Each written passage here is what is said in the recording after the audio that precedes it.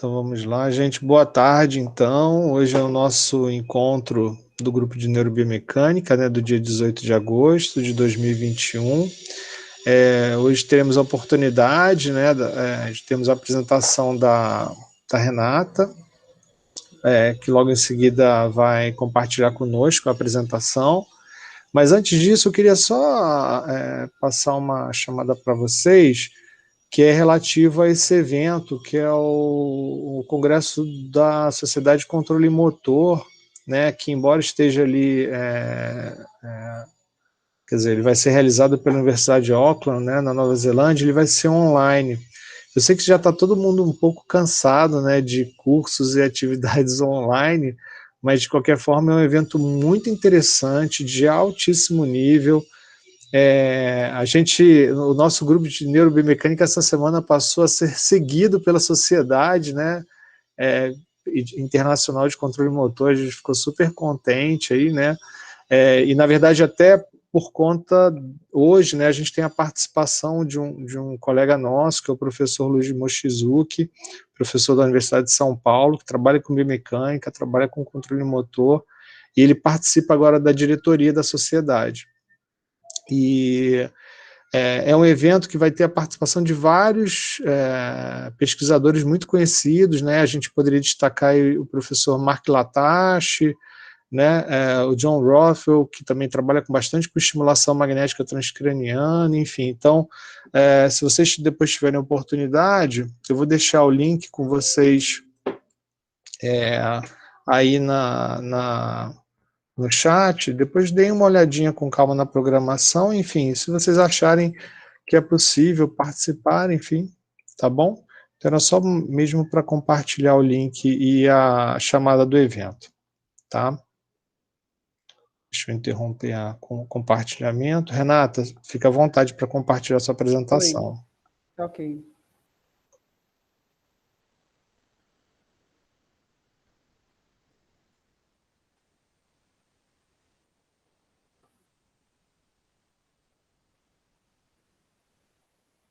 O pessoal está me ouvindo? Tá? Estamos. Eita, essa internet, apresentação. Deixa eu ver aqui.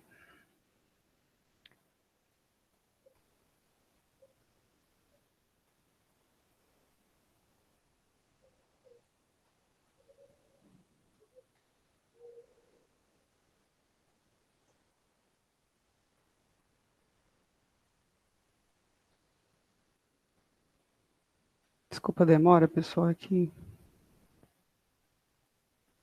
Acho que foi agora. Foi, pessoal? Peraí, só um minutinho. Veio, Renata. Tranquilo. Peraí, só um minutinho. É porque a minha internet está instável, aí eu vou desligar. Ele está muito instável hoje, tá, pessoal? Eu queria desligar a câmera. Você consegue desligar aí o... Achei, Vamos desculpa. ver se eu consigo. Não, já achei. Não, só consigo o som. Preocupa não. Se cair, vocês me mandam uma mensagem aqui no WhatsApp, tá, pessoal? Não Tá, está acontecendo, pode não. deixar. A chuva, tá com o Fica WhatsApp tranquilo. aqui. Eu faço a comunicação contigo. Então, beleza. Deixa eu deixar aqui, Renata. Vamos lá. Agora foi.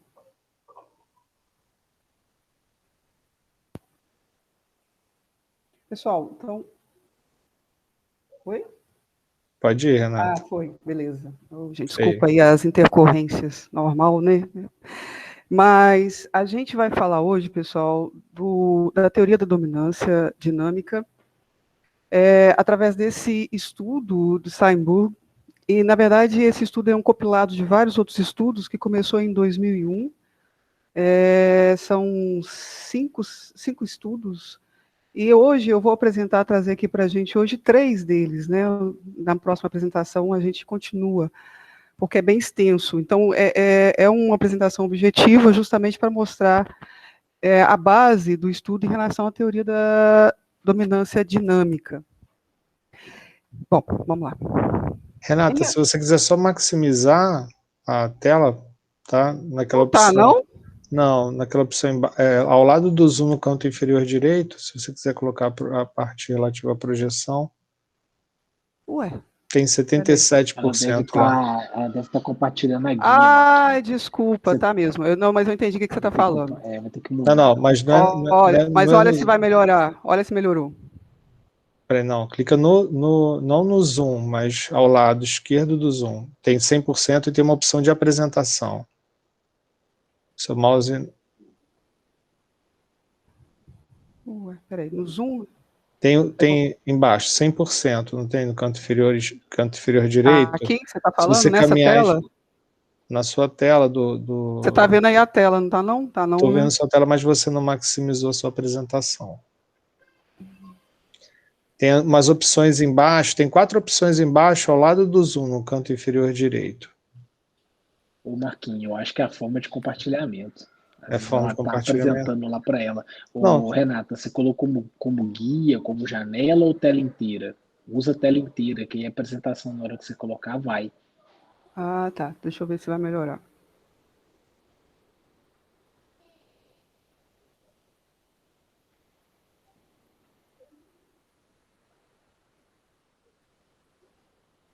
Porque às vezes quando a gente compartilha só a guia ou a janela, ele não vem a apresentação, ele fica com software no fundo. Ué, gente, não tô achando. O zoom do canto esquerdo... É porque quando tá apresentando é como se fosse outra guia, né? Você não tá vendo o que o Marquinhos tá te falando, Renato. Você não, vai ter que sair. Não tô vendo. Sem problema, então, acho que pode... Sai da apresentação, Peraí. Parar a apresentação, vou parar. Isso. Agora clique em compartilhar tela, escolha tela inteira. Então, peraí, clicar, compartilhar tela inteira. Ah, tá. Por que eu não fui nessa? Entendi o que vocês estão falando. Eu não... Tá, vou esperar um pouco, porque quando eu cliquei nessa, o botãozinho de compartilhar não foi, entendeu? Ele não ficou... Ele não... Habilitado. Isso, não foi habilitado. É por isso que eu fui na outra. Tem que clicar em cima. Não, pois é, mas eu tô clicando e não tá indo. Ele não tá habilitado. Aí eu cancelo, eu consigo ir na outra. Entende? Aí uma janela e uma guia. Você acha que uma guia...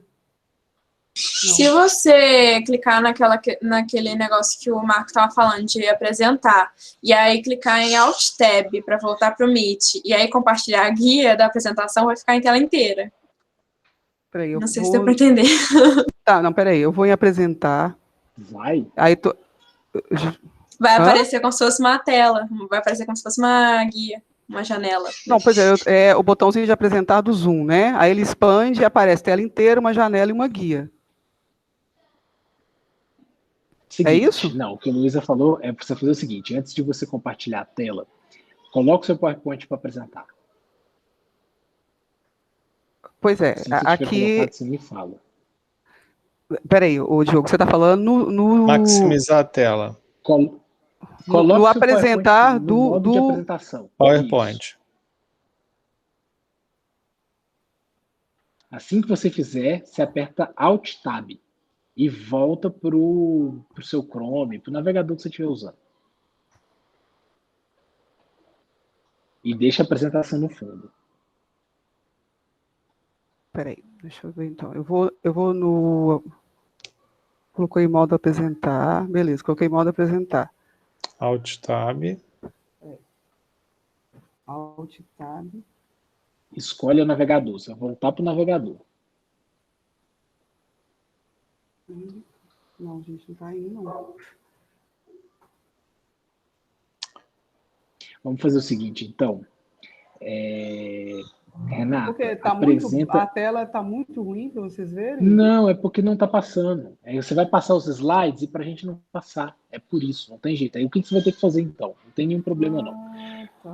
Tira da apresentação que você fez. Gente, por que não compartilha? Compartilha com a gente de novo a guia, não tem problema nenhum. Segue o que eu estou falando aqui que vai dar certo.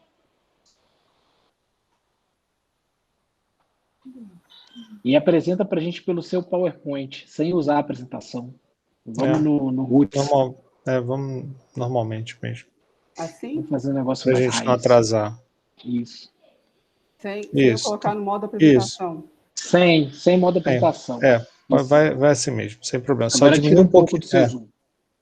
Só para a gente poder ver a tela e o slide. Tá ótimo. Manda ver. Aí você vai clicando na barra lateral aí que você vai passando os slides. Não, sim. Mas vai ficar ruim para vocês, né? Nossa. Tá bom, não. Tranquilo. É? Tá dando para ver. Esquenta Tranquilo. não, é o que tem para hoje. Tranquilo não tá, não. Vocês estão sendo amigáveis, mas tudo bem. Não, tá de boa. Tá bom.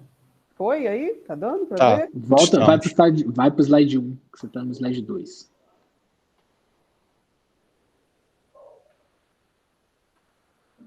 Eita, o que aconteceu aqui, gente?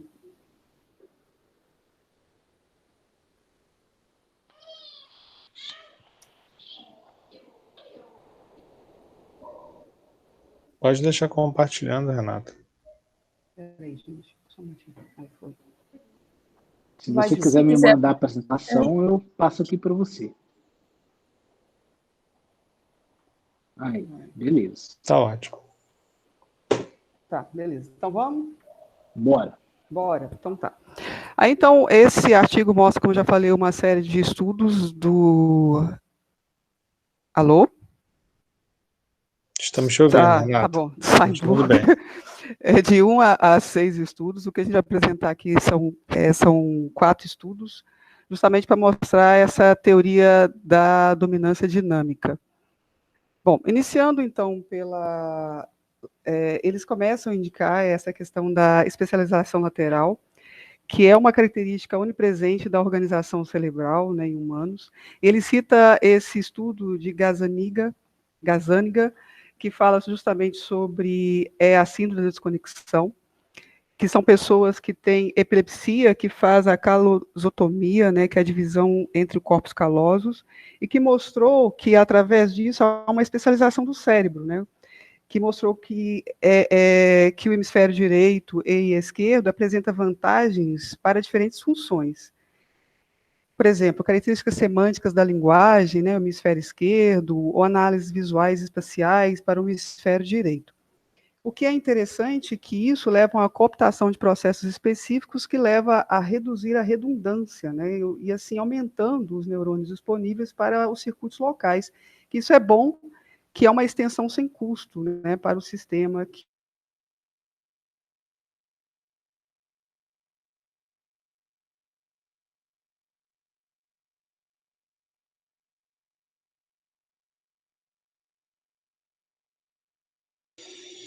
Renata.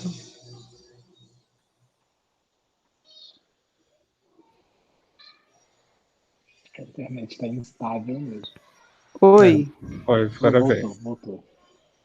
Ô, Diogo, vamos fazer o seguinte, eu vou compartilhar para você, o que você acha de eu compartilhar a apresentação para você, e a gente fazer isso você apresentando? Eu vou passando para você? Posso, E aí, não tem problema não. sabe por quê? Porque aí eu entro aqui no meu celular, que eu estou achando que vai ficar complicado hoje. Tá bom, manda para mim. Pode mandar aqui no WhatsApp. O que vocês acham? Até Tá para Pode ótimo. mandar no WhatsApp mesmo. Não Tá, tem problema não. pode mandar agora. Deixa eu aproveitar, então, só rapidamente, enquanto a Renata compartilha a apresentação com o Diogo, né? Hoje a gente tem... Patrícia, seja bem-vinda, né? Podendo participar aí conosco, né? A Patrícia é fisioterapeuta, né, Patrícia? E vinha trabalhando com a professora Cláudia Vargas lá na UFRJ. A Cláudia Vargas foi minha orientadora de doutorado, né? Com quem eu tive a honra de trabalhar. E só para falar um pouquinho do trabalho da Renata também, né? A Renata, na verdade, inicialmente a gente tinha como principal propósito desenvolver um estudo que buscasse, né, na verdade a ideia era tentar ver se a gente conseguia encontrar algum tipo de assinatura no registro eletromiográfico de músculos do antebraço, da mão, ver algo que apontasse algum elemento que pudesse discriminar, né, ou nos dar alguma pista sobre diferenças no controle entre o lado dominante e o lado não dominante. No entanto, dada a pandemia, a gente infelizmente não teve essa oportunidade de poder rodar esse experimento. Então a Renata está desenvolvendo um trabalho de revisão sistemática, né? E aí buscando, né, quer dizer, como que a literatura trata isso, quais seriam as possíveis ferramentas que poderiam nos dar aí, né, opções para, enfim, identificar alguns elementos no sinal, né, que permitissem a gente compreender um pouco melhor como se dá esse controle. Recentemente, na verdade, algumas semanas atrás, o Henrique está participando também conosco, né, o Henrique Leles, que é doutorando lá da COP, lá da Engenharia Biomédica. O Henrique fez uma apresentação sobre sinergias, né, e de como isso é investigado por meio da eletromiografia de superfície. Então, Patrícia, até para, como começou a sua primeira, né, vez conosco, só para, o Diogo criou um canal no YouTube, todas as apresentações estão lá, então tem essas apresentações, inclusive, que o Henrique, essa apresentação que o Henrique fez e todas as demais. Então a gente tem feito dessa forma, né, a princípio, mas a ideia é que a gente possa fazer encontros também discutindo técnicas, aí não necessariamente relacionada a artigos, mas discutir técnicas de análise, enfim. Então a gente está se organizando dessa forma, tá, Patrícia? Então, durante as apresentações, fique à vontade para interromper, fazer perguntas ou qualquer outra intervenção, tá bom? Aí, Diogo. Vamos aí lá, eu tô na então. internet do meu celular, eu acho que aí ela não vai cair não, pessoal, fica até mais seguro. Tá ótimo. Então, bora lá. Então, esse é o artigo, 6 estudos, como eu já falei, ele fala da especialização, a gente falou da síndrome da desconexão, que mostra com pessoas que têm... desculpa, gente, tô seguindo para a gente não perder muito tempo. Já falei isso aí, pode passar, Diogo.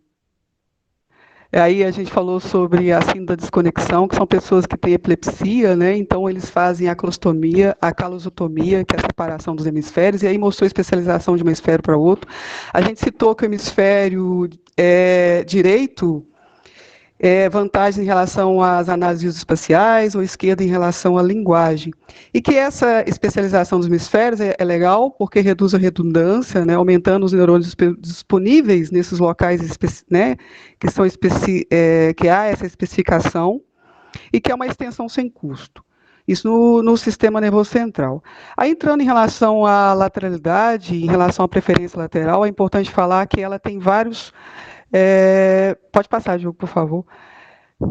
Elas têm várias teorias, né, que abordam isso, já pensando em preferência lateral em relação a membros superiores, membros inferiores, mastigação, em relação à visão, né, que a gente tem esses estudos que mostram essas preferências laterais, e que tem influências de fatores genéticos, e fatores gestacionais, fatores ambientais, e pelo uso e pelo desuso. Mas já pode passar, Diogo. Só, acho que fazendo um destaque, né, questões culturais também, né, isso Sim. É bastante reforçado na literatura, então, famílias, né, que normalmente se a criança ela tem uma predisposição para usar a mão esquerda e reforçam a necessidade de usar a mão direita, a gente ainda encontra esse tipo de comportamento, né. Sim, e o mundo ele é feito para as pessoas destras, né? Não é feito para canhotos. Então, todas as adaptações de posto, de ambiente, são feitas para isso. E a gente vê muitas vezes lesões musculoesqueléticas nas pessoas que são canhotas, por sobrecarga, principalmente na indústria, em função disso. Bom, mas aí, seguindo, gente, a gente observa nos estudos, até nas revisões que a gente está fazendo, essas denominações: lateralidade, destreza manual, preferência lateral, preferência manual, dominância. Só ressaltando que, às vezes, a dominância, a gente observa muito a dominância em relação aos hemisférios cerebrais. Mas é meio assim, até uma questão conceitual. A gente observa, às vezes, um estudo falando da mesma coisa, usando uma outra, né, usando um termo, outro estudo falando a mesma coisa, usando um termo diferente, o que às vezes até causa uma confusão até a gente entender. Mas a gente já observa que a NET, ela vai falar que a preferência de uma das mãos, ela é principalmente em relação à destreza, que a Gonzala já vai falar lá, que a tendência de se usar uma das mãos mais naturalmente ou mais habilmente do que a outra, né? A gente tem uma mão que a gente usa de forma mais hábil para escrever, para abrir uma latinha, para tomar algo. Interessante que os questionários que avaliam essa questão da preferência lateral são o de maior uso prevalente, é o Handbook Handness Inventory, que é o mais utilizado hoje, tem um ANET também que a gente está observando nos estudos, e aquele que dos membros inferiores para aquela que eles indicam o seguinte: qual é a perna que você utiliza para chutar uma bola o mais longe possível? São os questionários que a gente mais observa nos estudos que a gente vem analisando. É interessante, já entrando em questão da teoria da dominância dinâmica, que quando você fala em destreza, né, e alguns estudos falam preferência nominal, que a destreza ela continua sendo descrita como uma característica unidimensional, refletida simplesmente por essa tendência mesmo de preferir um membro dominante para certas tarefas. E aí o Steinburg já vem falar dessa teoria da dominância dinâmica, né, que há uma especialização em relação a um membro e outro e complementar, né, que pode resultar de uma divisão distinta em que o membro dominante ele era mais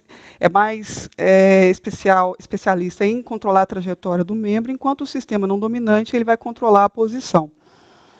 Essa dinâmica ela evidencia, né, que o braço dominante ela acarreta uma série de coordenações mais eficientes e precisas, né, das ações musculares com as forças dos segmentos móveis, né, do membro multiarticular, em que várias articulações estão atuando, né, na trajetória.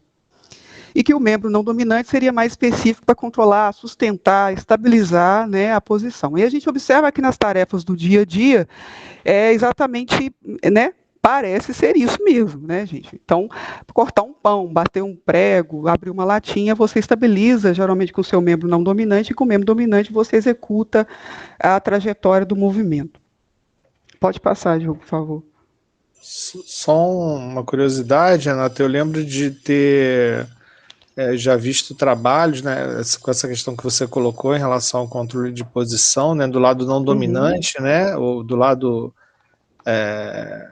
né, então você mostrou, por exemplo, a imagem ali da pessoa abrindo a latinha, né, então ela desempenhando uma tarefa de controle mais fino, né, com a mão esquerda e estabilizando a lata com a mão direita. E eu já vi alguns trabalhos tentando discriminar na tarefa de preensão, de força máxima de preensão.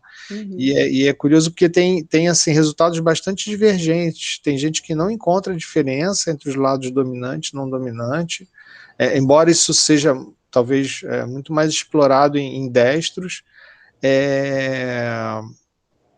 E assim, e até o contrário também, encontrando, né, em grupos até grandes, às vezes um desempenho melhor para a apreensão no lado não dominante. Então é algo que eu acho que não sei até que ponto é capaz de discriminar. Então a força, né, somente a produção de força talvez não seja uma variável inicialmente tão, digamos assim, que permita, né, que permita a gente tentar discriminar diferenças. Sim. Tá, só para... Bom, seguindo, pode continuar, Marco? Claro, fica à vontade. Seguindo para o primeiro estudo, que eles falam sobre essa lateralização da coordenação entre os segmentos, né, entre múltiplas articulações. Então, para coordenar esses múltiplos segmentos, ações musculares, né, elas devem dar conta desses toques de interação entre um segmento, entre o ombro, entre o cotovelo, entre o punho.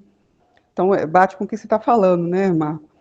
E que para isso, né, para essas ações musculares, possibilitar esses toques de interação intersegmental, então precisa dessa interação desse membro, né, no movimento. Esses são os dois estudos que abordam, né, essa hipótese deles, e daí eu já vou passar para o experimento. Pode passar.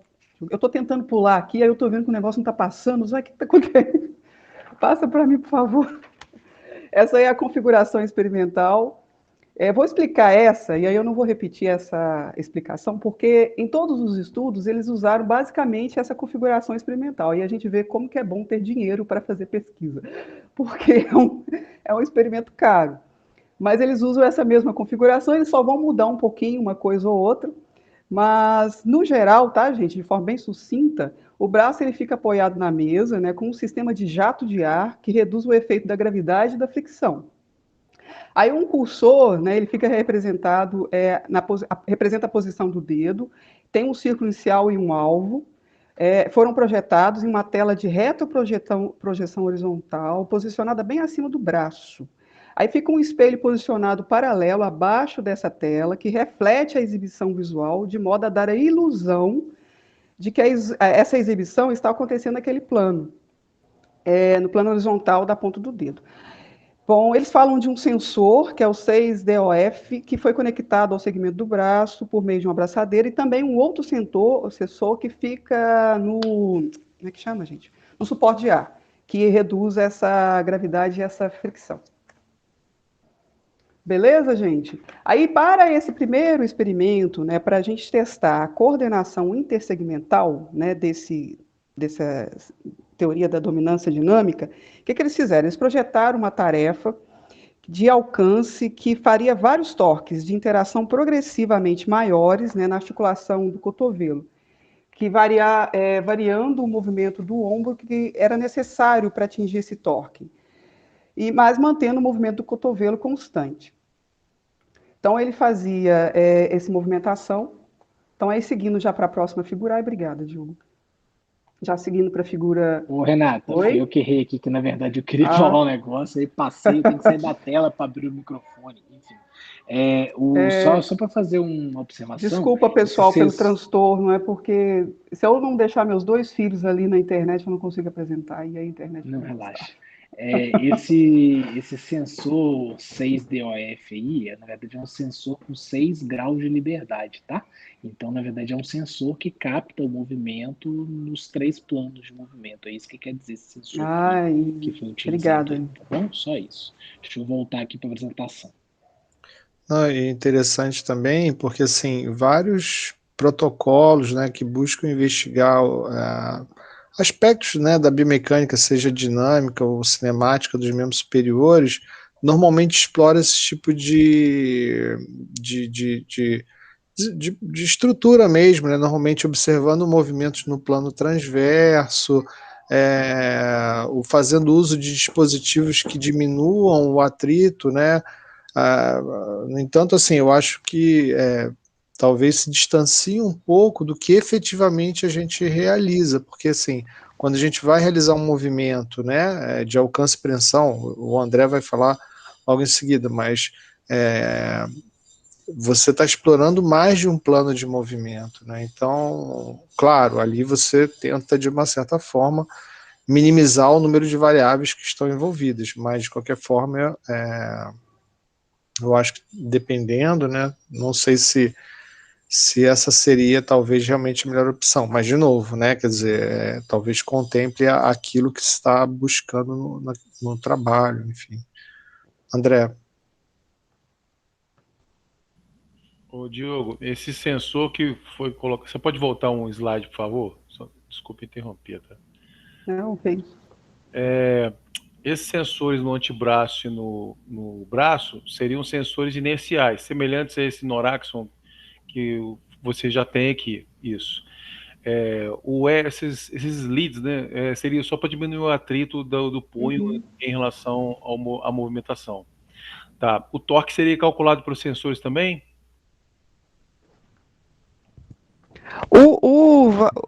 Desculpa, Ju.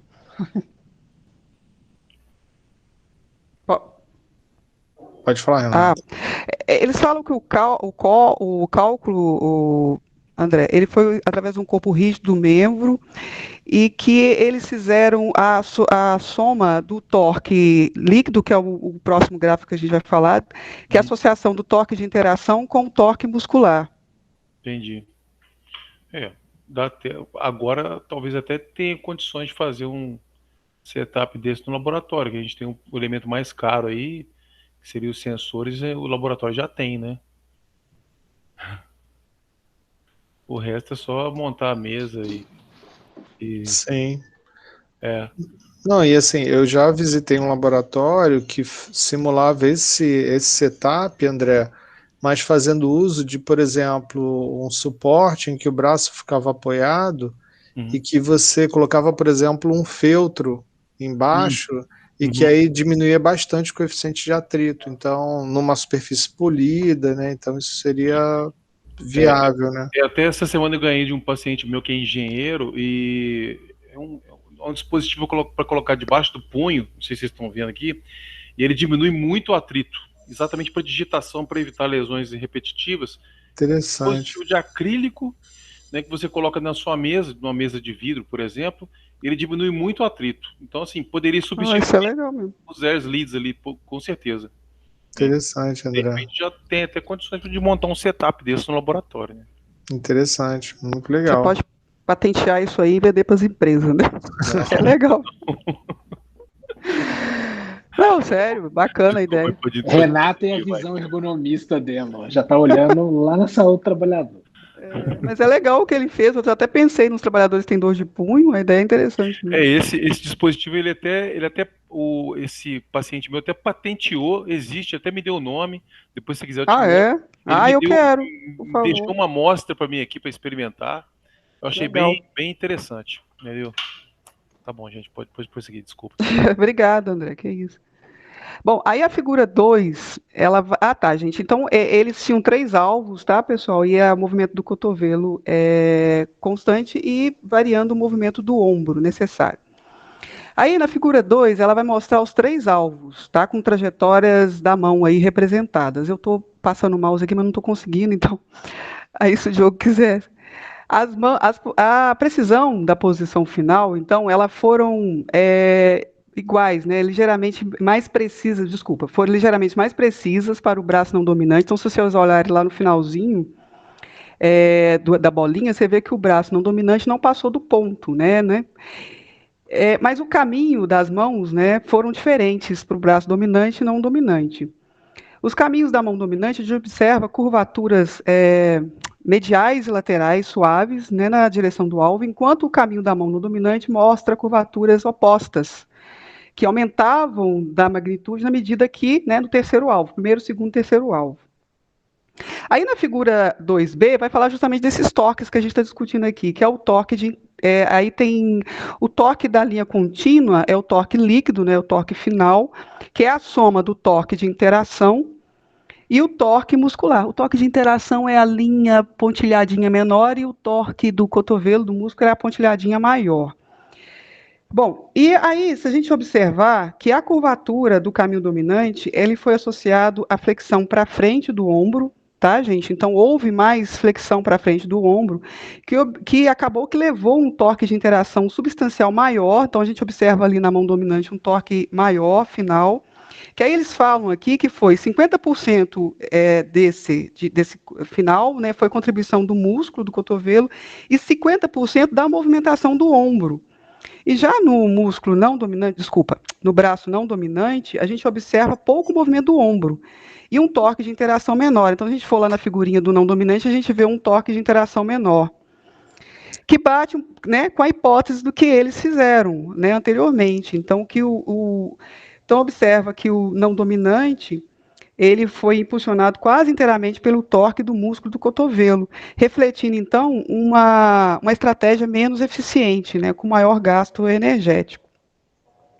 Só um comentário, é interessante esse estudo, até para Fernanda, porque, assim, pelo que eu estou entendendo, quer dizer, a trajetória do membro não dominante é diferente do dominante, né? Conforme. É porque não. Eu estava vendo o alvo aqui, target 3 aqui. Não, beleza. Porque isso, de qualquer forma, o que vai acontecer? Dependendo de como eu oriento o meu segmento no espaço, eu vou perturbar de uma forma também muito particular ou com o meu controle postural. Né? Então, eu vou conduzir meu centro de gravidade para um determinado ponto que vai, obviamente, se refletir na forma como eu faço a distribuição de pressão na planta dos pés. Então, é um aspecto bastante interessante, né? Quer dizer, o que esse estudo traz aí, o que ele revela em relação a esses perfis, né, de trajetória. O sistema dominante, pelo que, assim, no final, ele foi mais otimizado, né, para antecipar melhor o movimento, e principalmente nessa interação das articulações, Marco. Então, entre o cotovelo e o ombro. Então, ele buscou o ombro, né, para fazer o movimento, enquanto que o membro não dominante, ele foi pouco eficiente, levando um gasto energético maior, um torque menos eficiente. Eles falam até de torque menos eficiente na tarefa. Acho que o próximo slide fala isso, Diogo, por favor. Aí é o movimento não dominante do braço, então ele levou maiores contribuições do torque muscular para o torque líquido e, portanto, movimentos menos eficientes. Então, se você olhar lá a figurinha, você vai ver que o torque muscular do braço não dominante, né, e o braço do sistema dominante pôde antecipar melhor o movimento e tirar proveito disso, né, da dinâmica entre os segmentos, para planejar o movimento. Renata, eu só não entendi o que ele diz de antecipar. Porque eu entendi que ele tinha um tempo para cumprir a tarefa ou não? Isso que não ficou claro para mim. Não, bom, eu busquei o artigo, ele não falou de tempo, ele falou de tentativas. Ele falou de, acho que de... Peraí, ele não tinha um tempo para cumprimento. Tempo não. Essa Porque esse artigo, ele faz o resumo. Aí na busca do artigo, Diogo, eu não vi essa questão de tempo. Desculpa, Marco, essa questão do tempo. Ele dá, quer dizer, é porque ele via uma projeção, né, correto? Ele via a projeção. São três alvos. Com 3 alvos diferentes, Isso. Né? E aí, mas ele não via o braço dele, o membro superior dele. Pelo que eu entendi, ele Não, ele não via. Ele via a projeção de onde ele tinha que seguir. Perfeito. Tá. Então, não, entendi que as trajetórias são diferentes, mas é que eu não entendi essa informação que você está comentando em relação ao que uma antecipação realmente. Pelo que eu entendi, o Marco, eu também, assim, o estudo deles, pelo que eu entendi, ele organiza melhor as articulações diante da necessidade da tarefa. Então, ele chama, por exemplo, enquanto o braço não dominante ele está usando, sobrecarregando o cotovelo na atividade, o membro dominante, ele está chamando o ombro, né? Então, dentro da tarefa que foi estabelecida, ele coloca o ombro também para trabalhar antecipadamente a esse movimento. Entendi. Entendeu? Entendi. Isso pode levar a uma sobrecarga, né, de alguns músculos. Então, se você coloca uma pessoa, mas a gente está até falando isso no início, vamos imaginar uma pessoa que é canhota.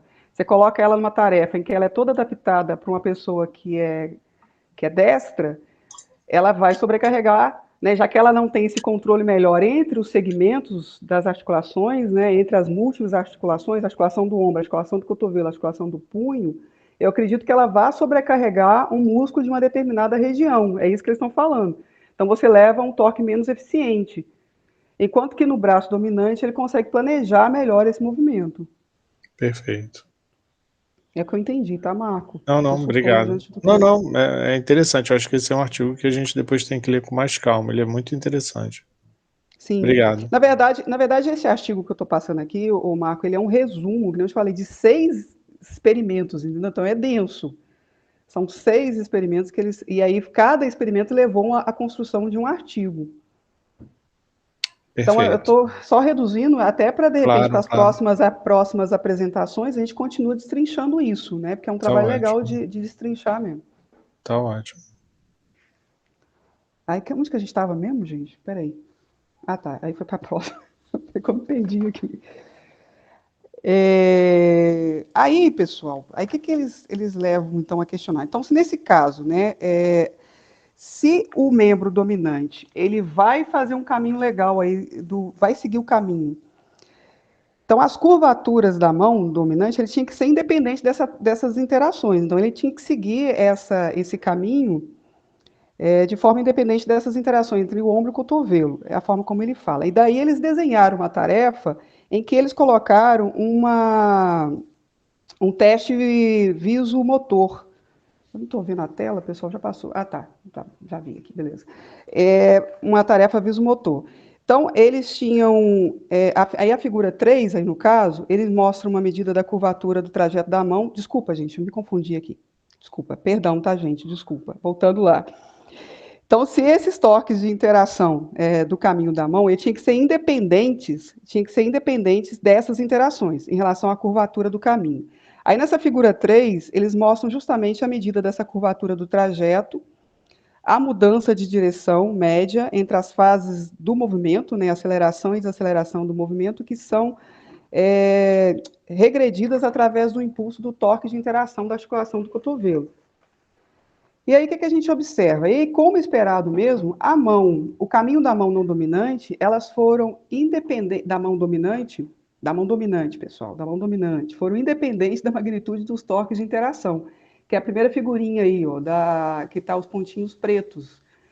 Então, a gente observa que essa curva, ela é reta, ela é plana, mostrando que houve pouca, quase nenhuma interferência desse torque de interação. Enquanto que na mão não dominante, né, o caminho, a trajetória, ela foi escravizada justamente por essas por essas associações dessas interações, refletindo uma curva decrescente entre os alvos. Que a gente observa também na figura anterior, né, da diferença de curvatura entre o alvo 1, o alvo 2 e o alvo 3. E aí, o que eles... Oi? Posso dar um pitaco aqui? Só para poder... Por favor, Diogo. Esse é o objetivo, né? Primeiro respira, Renata. Primeiro respira. Você está com muita pressa. Com calma. Fala devagar. Tá indo bem. É porque já são 5 horas. Não, se não der para agora, vai para a próxima. Fica tranquilo. Não se preocupa, não. Essa figura que eu estou vendo aqui parece ser bastante interessante no ponto de vista que a gente está vendo dessa dependência desse torque de interação que ele coloca com as mudanças de direção no trajeto da mão, que é o que ele está comparando ali.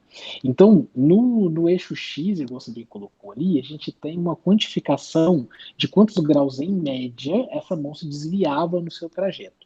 E no eixo Y, perdão, e no eixo X, nós temos aí um torque gerado, né, o torque de impulso que foi gerado. Então, ele está tentando correlacionar esse torque com as mudanças de direção. Então, a gente viu que na mão dominante não há uma relação entre essas situações, é feita uma regressão linear.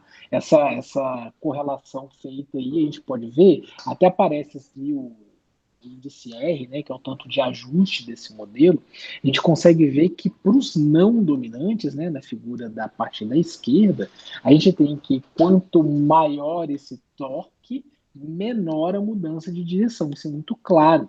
Tem uma diferença tem uma relação entre essas duas variáveis, existe uma associação entre essas duas variáveis. Ao passo que para o membro dominante, o torque e a mudança de direção não tem relação alguma.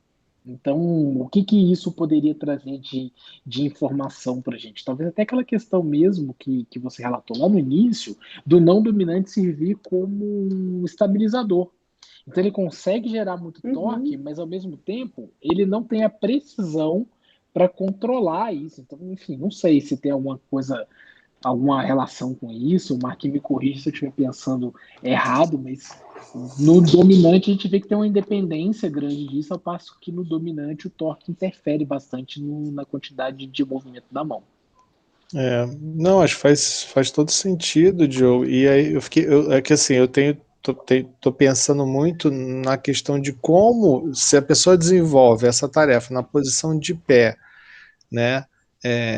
Será que o corpo dela, quais vão ser os desafios para a manutenção do seu controle postural? Então, com base no que você comentou, talvez pegando o lado não dominante, o corpo cria uma demanda de estar talvez assumindo um perfil muito mais rígido, talvez, do que no lado dominante, entendeu? Não sei. Foi interessante essa discussão, porque leva a algumas ideias do que poderia acontecer na manutenção da postura ereta. Então, estou de pé, próximo a uma bancada, vou alcançar um objeto, né, tal qual é a ideia da investigação da Fernanda.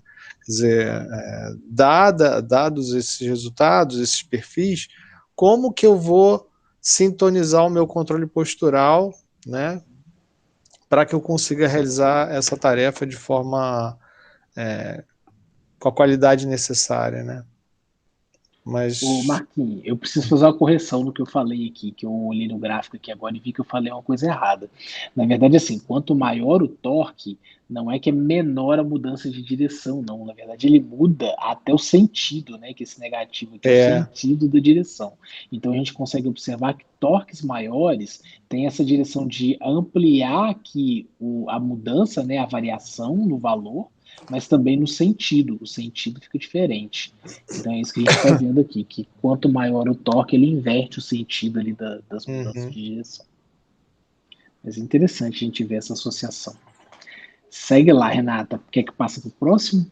Você pode ficar tranquila, Renata, que chegando mais ou menos no horário, a gente encerra e você continua numa próxima. Não esquenta a cabeça não, tá bom? Pode ir de boa e pode ir tranquilo. Tá bom, Gil. Obrigada. Aí o próximo, Diogo, você passa aí para a gente, por favor. Aí as vantagens do membro dominante, elas são específicas para a dinâmica de controle. Aí eles fizeram uma hipótese, né, de que as características de controle que não enfatizam a dinâmica intersegmental não deveriam provocar vantagens, né, do braço dominante. Então, aí para essa tarefa, que eu confundi no slide anterior, aí eles colocaram uma tarefa já visomotora. Então, eles fizeram testes. Então, a pergunta dessa hipótese, desse estudo é, então, as vantagens do sistema dominante parecem específicas para o controle dessa dinâmica do membro? Então, aí estabeleceram... Pode passar, Gil, por favor. Tá, já foi. Um teste direto, né, dessa tentativa de testar essa hipótese, comparando, então, uma tarefa com carga inicial com uma rotação visomotora.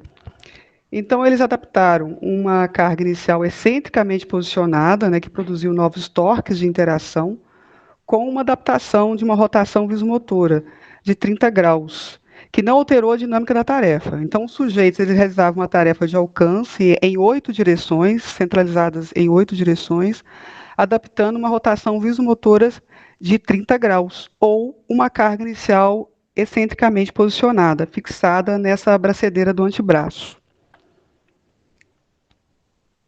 Aí pode passar, Gil. Não sei se ficou claro. Renata, eu não entendi o que ele rodou 30 graus. Isso, rodou 30 graus o alvo.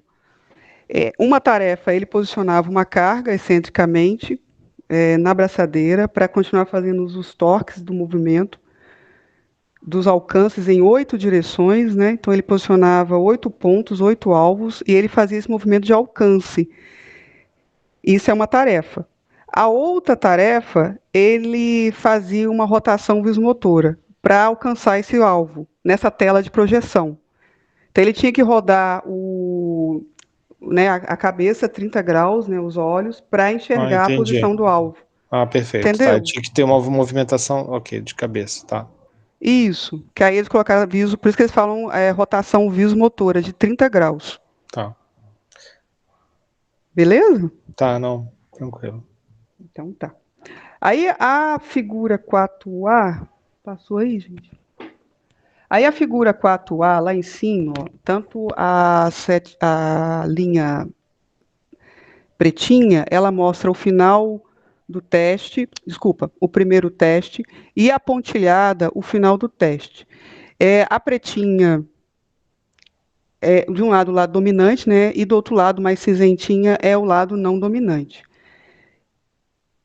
O que observa nessa figura 4A aí, gente, é que mostra que o caminho ambos terem ciclos de adaptação. Então, a gente observa que eles conseguiriam chegar ao alvo, né, com menos desvio do caminho, tanto para a adaptação inicial, quanto para a adaptação da tarefa visomotora, que é no outro canto esquerdo.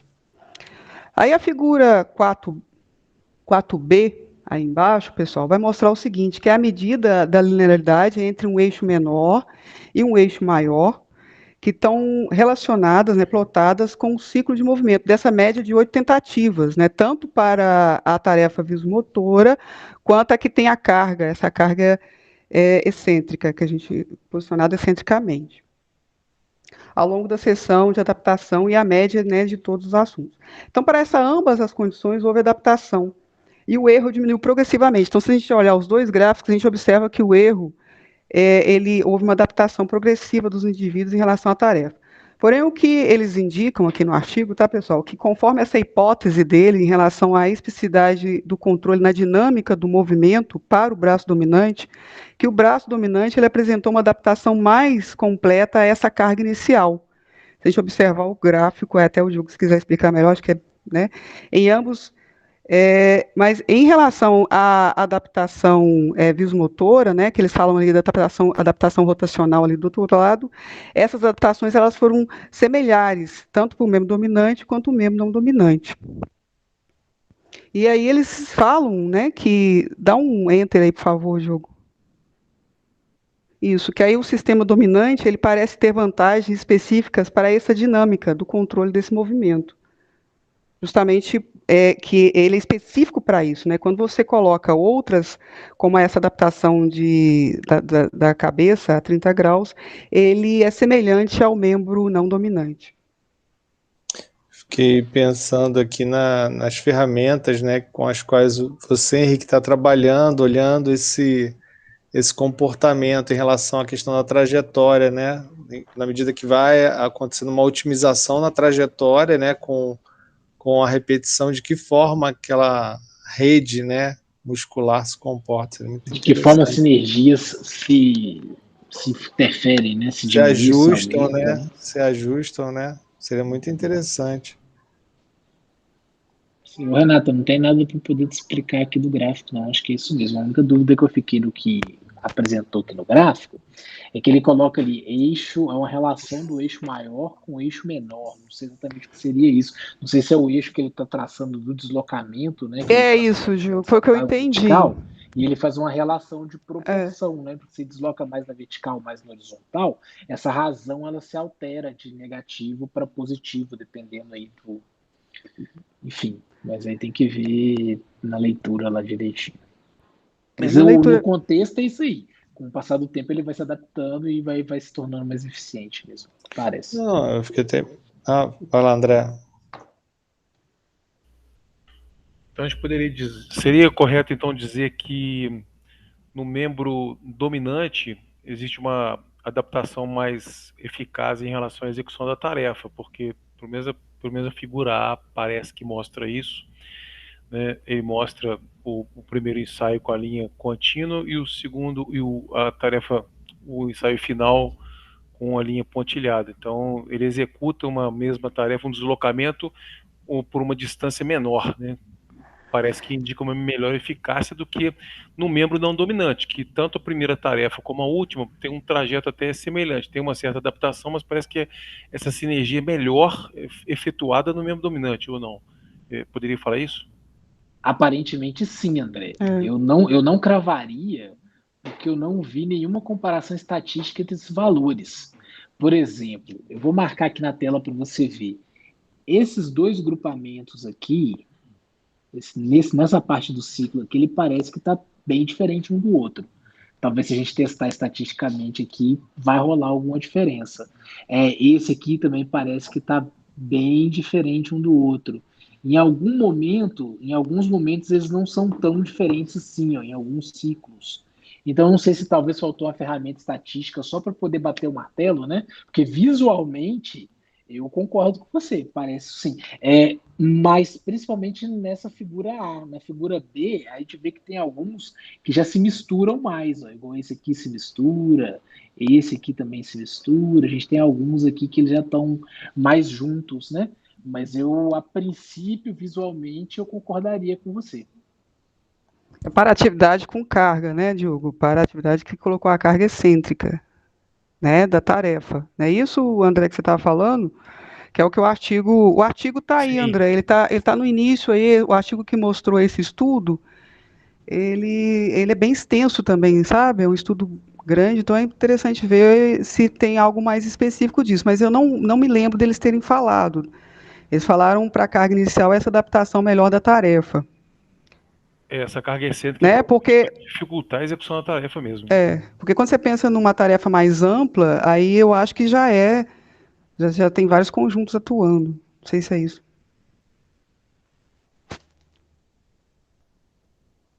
Bom, seguindo aí, pessoal, pode seguir? Aí a gente vai chegar no nosso... vai chegar no nosso último estudo. É isso mesmo. De hoje, né? Porque, como eu te falei, esse estudo são 6 estudos, então não consegui trazer todos, mas ele vai falar dessa especialização do lado não dominante para o controle da posição, né? Que são esses dois essas duas teorias, né, mais fortes que esses estudos trazem, né, no braço dominante do controle da trajetória e do estudo não dominante para o controle da posição. Vamos lá, esse eu tive um pouco de dificuldade, mas vamos tentar ver o que a gente faz aí, gente, pessoal. Então, eles falam o seguinte em relação ao controle da... Eles iniciam já falando que o sistema não dominante, ele tem sido tratado, né, como ingênuo, análogo ingênuo e não praticado. E daí eles falam que essas trajetórias menos eficientes do braço não dominante, mas eles observam posições finais frequentemente semelhantes ou até mais precisas do que o braço dominante. Então, eles sugerem que o sistema dominante, né, pode comprometer essa precisão na posição final, acho que é um pouco do que vocês já falaram aí, né, para melhorar a eficiência da trajetória, né, do trajeto, com as articulações ali atuando em conjunto, né, dos segmentos, enquanto o sistema não dominante, ele pode estar mais preocupado em estabilizar e fazer o controle da posição final. Nesse estudo especificamente, ele vai falar desse controle da posição final. Beleza, Diogo, pode passar. Aí eles fizeram, não sei se eu coloquei o estudo aí, não coloquei o desenho. Pode passar, Diogo, por favor. Foi? Ah, foi. Aí, já passei. Porque eu vou para o meu computador, aqui eu estou no celular. Aí um teste direto dessa hipótese, o que eles fizeram? Eles avaliaram a assimetria entre os membros em resposta, né, novamente, a uma carga inicial.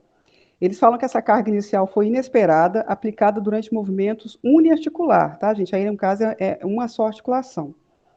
Então, os sujeitos, eles faziam movimentos repetitivos de flexão do cotovelo, de 20 graus, usando a mesma configuração experimental modificada. Então, eles fizeram testes aleatórios com uma massa de 2 quilos, que foi fixada novamente na tala do antebraço antes do sinal de ir. Então, antes do sinal de ir, ela era fixada, depois eles davam o sinal em testes aleatórios, né, pessoal? E daí mediam o sinal eletromiográfico também. Aí eles falam que é importante mencionar que nenhuma informação sobre a massa estava disponível antes do movimento e a atividade eletromiográfica registrada antes do pico da aceleração tangencial era a mesma para testes com carga e linha de base. Eu acho que isso dá para ver melhor no próximo gráfico, né? Após esse ponto, ocorreram mudanças substanciais na atividade muscular, que você passou aí, Diogo? Vocês estão lendo aí, né? Ah, tá, já passou. Então, aí o gráfico. Aí na figura A, se a gente observar a figura A pontilhadinha, pessoal, é o teste com carga, né? A tracejada, desculpa, enquanto que a contínua é a da linha de base, né? Sem carga. Aí essa figura A, ele vai mostrar o seguinte: o deslocamento médio do conjunto e o perfil de velocidade da linha de base e teste carregado. Enquanto que a figura B ali embaixo vai falar dos dados de eletromiografia correspondentes. Então, observa que o efeito da carga na redução de velocidade do pico foi o mesmo para ambos os braços. Então, se a gente observar as duas linhas, é difícil aí, esse gráfico superior, pessoal, a gente observa que quando eles colocaram a carga, houve uma redução da velocidade do pico, que foi o mesmo para ambos os braços. Então, tanto para o braço dominante quanto para o braço não dominante, houve uma redução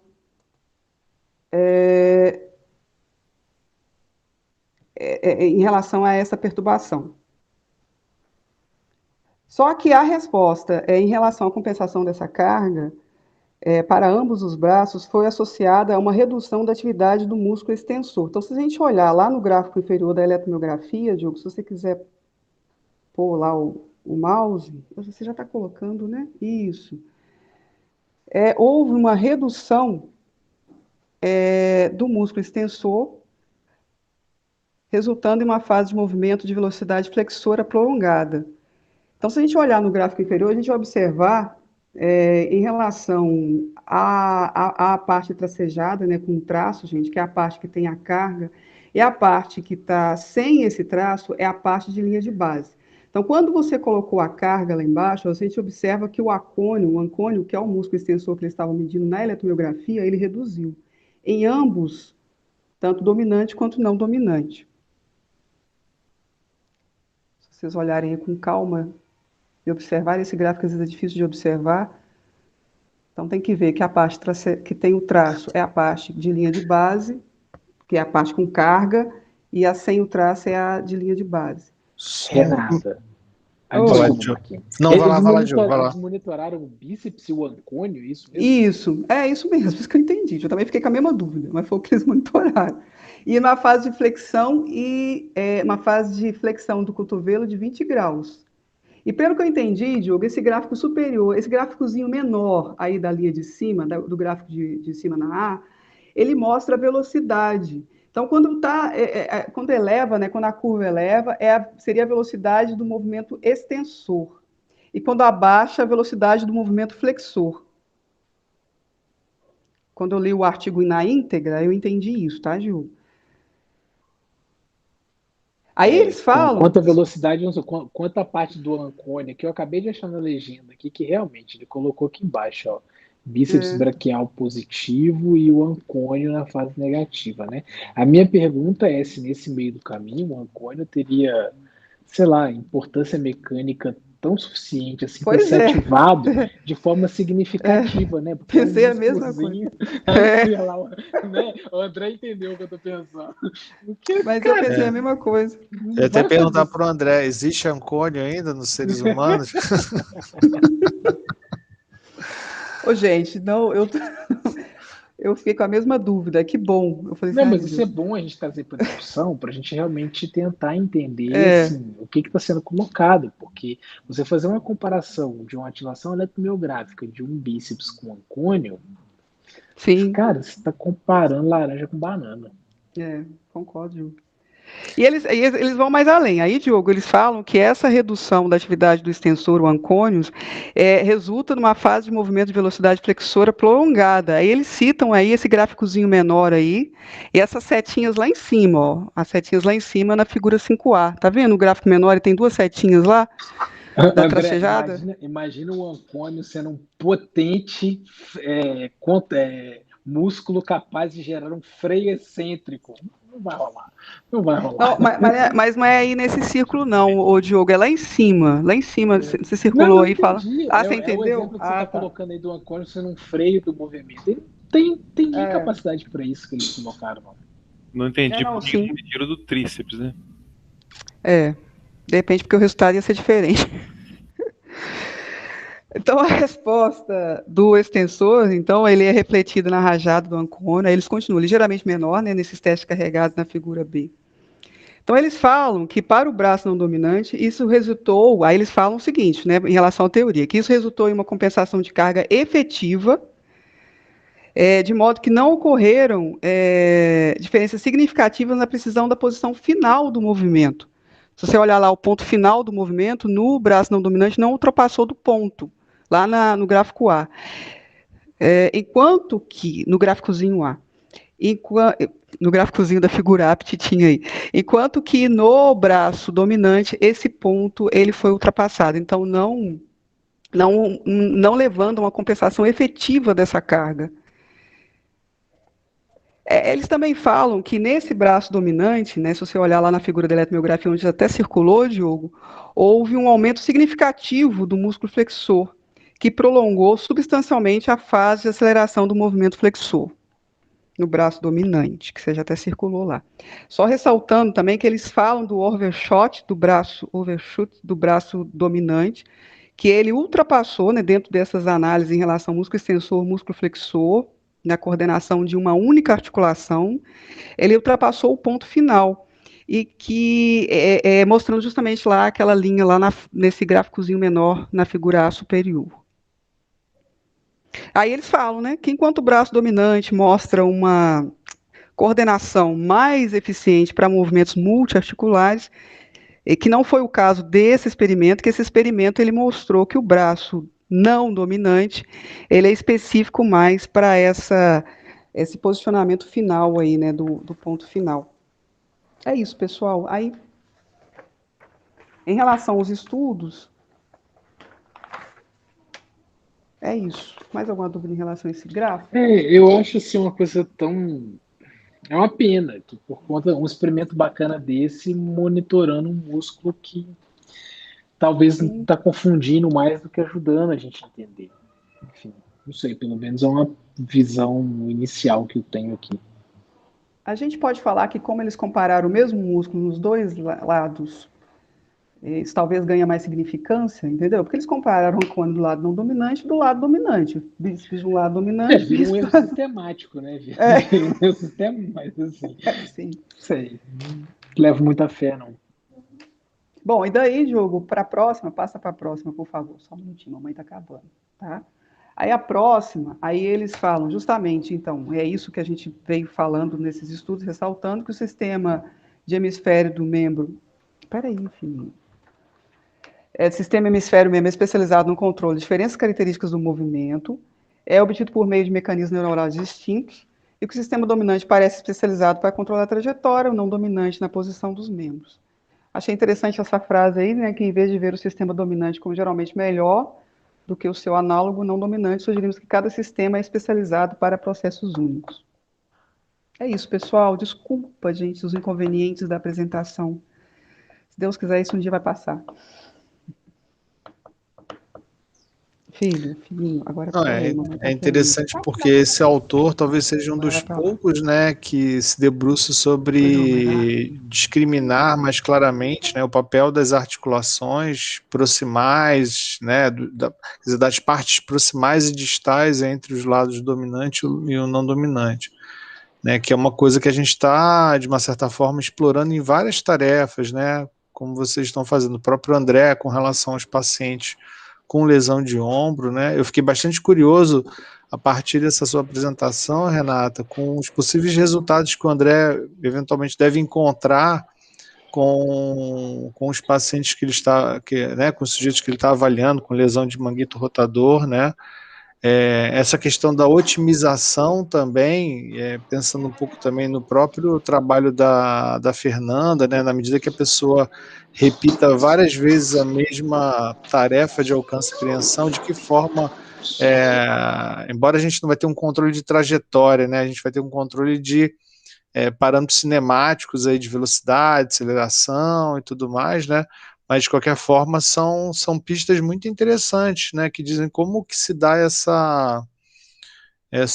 o desempenho, né, para determinadas tarefas. Então, o André está trabalhando lá com tarefas de preensão fina, né, de sustentação de carga elevada e transportar a carga de uma posição para outra, ou reposicionando o membro superior, né, e aí o fato do sujeito ter dor, como que isso compromete, ou se não compromete, né, o desempenho. E nessa representação gráfica, né, embora bastante simples, é interessante mostrar o curso temporal, né, do que seria o ancônio, né, eu não sei nem como é que é fazer o MG do ancônio, mas, né, até existe o ancônio nos livros de cinesiologia, eu fiquei me perguntando ainda, né, mas enfim, brincadeiras à parte, é interessante porque ele traz uma leitura simplificada, mas bastante didática, né, desse curso temporal do recrutamento muscular. Então podem ser até aí sugestões, né, em termos de como a gente pode tentar traduzir os nossos resultados também, né, nos experimentos que a gente está realizando. Mas eu acho que esse autor em especial, o Steinberg, ele é um autor, sem dúvida nenhuma, que a gente deve acompanhar, talvez mais de perto, os trabalhos dele, né?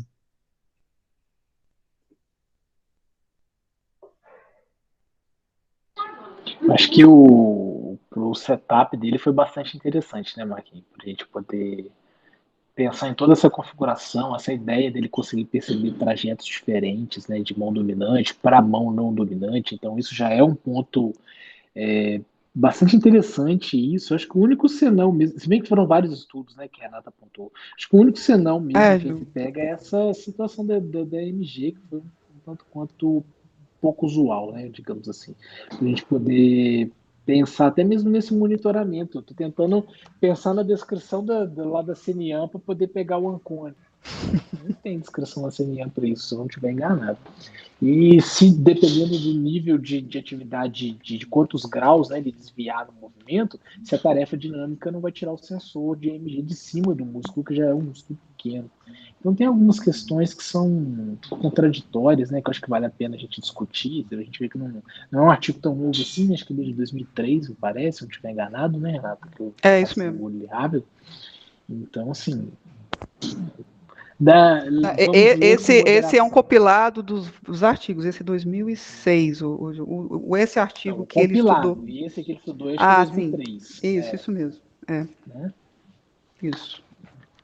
Vamos E ver. aí, ele vem tratando outros aspectos também, que é a diferença dos membros em relação ao controle da extensão do movimento, que eu não falei, e em relação ao aprendizado motor entre um membro e outro, que eu acho que é interessante também.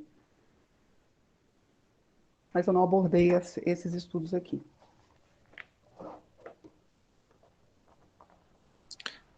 Eu só tenho uma crítica, quer dizer, não uma crítica, né? Na verdade, o fato dele remover o atrito, né, e projetar o movimento completamente no plano transverso, né, é a única questão que eu acho que remove talvez uma série de outras variáveis aí que poderiam ser interessantes da gente,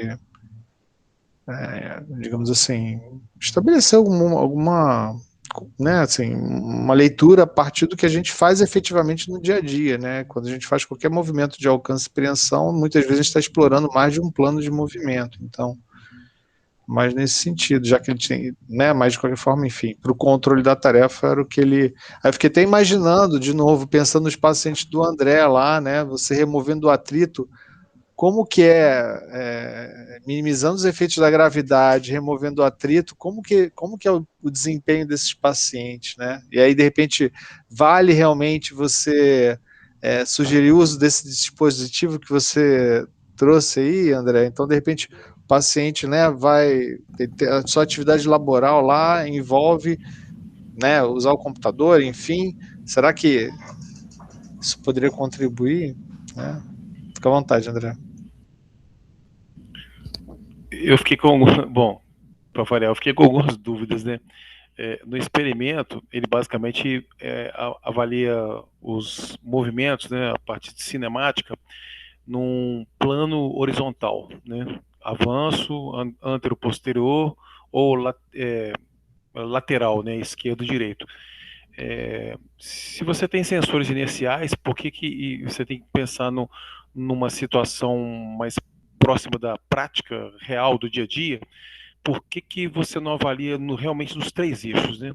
No eixo vertical, no eixo horizontal e também no plano anteroposterior? Por que você não avalia nos três planos, né? Por que instrumentos para fazer essa avaliação existem? O acelerômetro, esses sensores inerciais, eles conseguem captar nos três eixos de movimento, né? Será que essa análise dos três eixos, que é muito próxima de uma análise de uma coisa de vida real, né, não seria necessária, ao invés de montar um aparato desse aí, com redução do atrito e movimentações somente um plano, né? Não sei. Equipamento para isso ele tinha, né? Sim, tinha. Acho que a questão foi mais a reconhecer a trajetória, né? Basicamente isso, que aí facilitava para ele, né? Era só a detecção de trajetória, na verdade. Né? Algo que daria fazer facilmente lá na laboratório da professora Cláudia Vargas, né, Patrícia? Lá que tem as câmeras, então você consegue desenvolver esse tipo de análise, né? A Cláudia mesmo, acho que estava realizando uma série de trabalhos desse, talvez, não sei se exatamente iguais, mas com os pacientes de lesão de plexo braquial, né? Não sei se você chegou a acompanhar, Patrícia. Ah, você está sem áudio, Patrícia?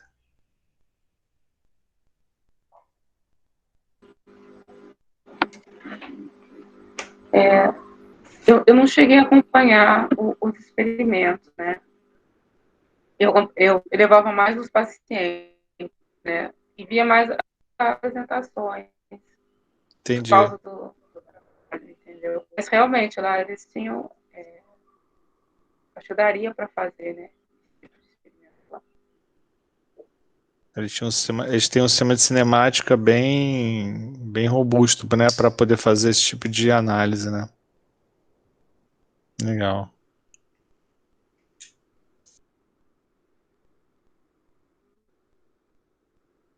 Bom, e assim, eu acho que, por outro lado, pensando num movimento bem controlado num único plano, eu acho que para usar, por exemplo, algumas dessas ferramentas, né, que o Henrique tem discutido conosco em relação à sinergia, fica muito mais fácil, né, porque você elimina aí alguns graus de liberdade, né, então fica muito mais simples, né, você pega lá como ele fez, né, pega bíceps braquial e ancone, então fica muito mais tranquilo de resolver o problema dele, diferentemente de você, né, Henrique, que está colocando o sujeito para saltar e tal, né, um movimento super complexo. Eu acho que nessa perspectiva, sem dúvida nenhuma, isso facilitaria muito, né? Não, é verdade. Porque são muitos músculos envolvidos, né? Então, você consegue analisar de forma... Você reduz mesmo a complexidade. Te ajuda a entender o que está acontecendo. Verdade. E parabéns, Renato, pela apresentação. O assunto é muito interessante.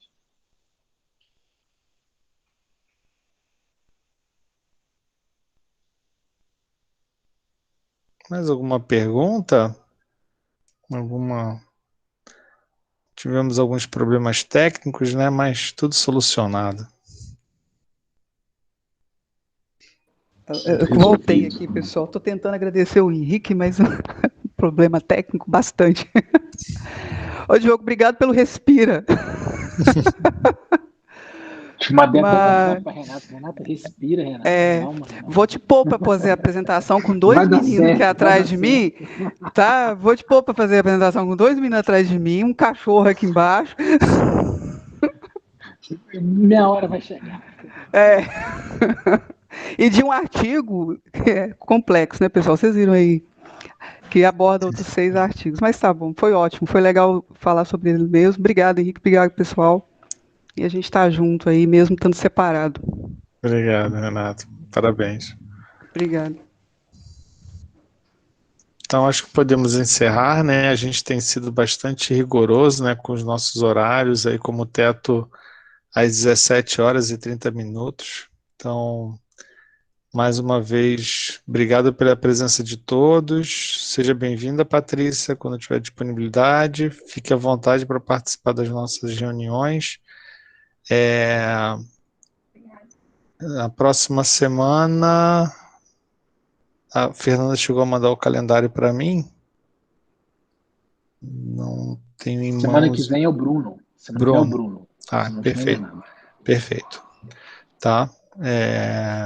E aí a gente dará então prosseguimento às nossos trabalhos aí. Lembrando que a gente está agora na etapa de seleção dos mestrandos, então a gente está um pouco enrolado aí, eu e o Diogo, mas assim que as coisas se acalmarem, a gente deve montar algumas apresentações para discutir técnicas, e uma delas seria a gente tentar falar um pouquinho de eletromiografia.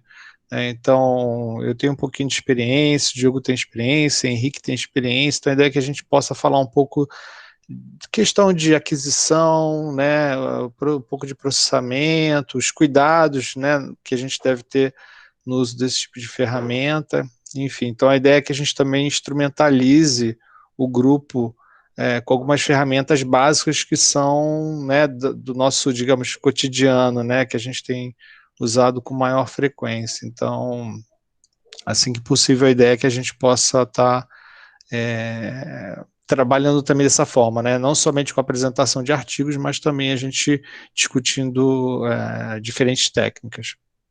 Tá? Então, gente, agradecemos aí a presença de todos, aí mais uma vez parabéns, Renata, pela apresentação, é um tema complexo, e a gente se encontra então na próxima semana.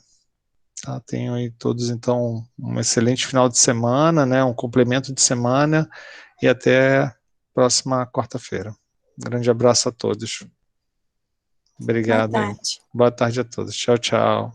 Boa tarde. Tchau, tchau. Obrigado.